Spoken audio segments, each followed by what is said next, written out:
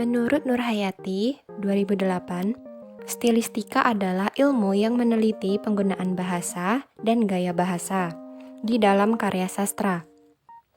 Konsep utamanya adalah penggunaan bahasa dan gaya bahasa, bagaimana seorang pengarang mengungkapkan karyanya dengan dasar pemikirannya sendiri. Aku ambil contoh puisi Bunga Rosi, Tumbuh Kecil dan Berguguran, karya Rosi Praditya. Dalam kumpulan puisi Bunga Rosi, Tumbuh Kecil dan Berguguran karya Rosi Praditya, ada majas asosiasi. Majas asosiasi adalah perbandingan dua hal yang pada hakikatnya berbeda, tetapi sengaja dianggap sama. Menurut Ratna, 2014, majas ini ditandai oleh penggunaan kata bagaikan, bagai, seumpama, dan seperti. Contoh dalam puisi Bunga Rosi, yaitu yang pertama, ia mengelak jalan menyusuri helai rambutmu, seperti dalam renungan sangat buruk mengisar luka pada sebuah tragedi. Halaman 12. Yang kedua ada, pertanyaan itu yang tak sempat kau beri nama waktu, seperti jawab kemudian menangkap sejarah pahit karena luka atas cinta. Halaman 26. Penyair menggunakan kata seperti untuk bahasa figuran asosiasi dengan tujuan menyamakan dua hal yang dianggap sama oleh penyair. Ada majas personifikasi.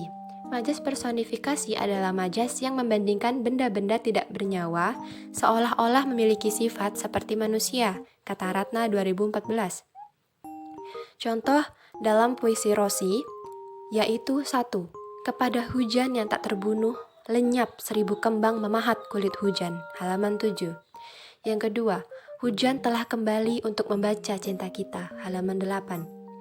Lalu ada majas hiperbola. Majas hiperbola adalah majas yang mengandung pernyataan yang berlebih-lebihan dengan maksud untuk memperhebat, meningkatkan kesan dan daya pengaruh, kata Ratna 2014. Contoh dalam puisi Bunga Rosi, yang pertama, jalan uratmu telah membungkus abad-abad dari udara helai pelabuhan, halaman 14. Yang kedua, cinta yang berdarah dalam aliran sungai, halaman 24. Lalu ada majas retoris. Majas retoris adalah majas yang berupa kalimat tanya yang jawabannya itu sudah diketahui penanya. Tujuannya untuk memberikan penegasan pada masalah yang diuraikannya, untuk meyakinkan ataupun sebagai sindiran, kata Ratna 2014. Contoh majas retoris dalam puisi Bunga Rosi, apakah di dalam dadamu telah tersimpan kotak putih yang telah terpilih sepeluk perahu-perahu kecil bertapal daya asmara? Halaman 5. Kata tanya atau majas retoris sengaja dipilih penyair untuk mengungkapkan pesan-pesannya dalam kumpulan puisi Bunga Rosi dengan tujuan untuk memberikan penegasan pada masalah yang disampaikan.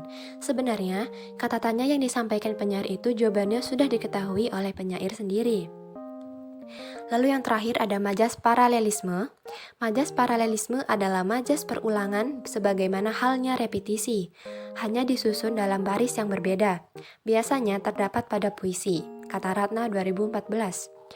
Contohnya dalam puisi Bunga Rosi yang pertama, melebihi cuaca, melebihi guyuran, halaman 4. Yang kedua, dari tangan-tangan, dari air mata, halaman 6. Yang ketiga, aku bukan dilenyapkan matahari, tetapi aku melenyapkan diri di alas sungai kecil, halaman 7.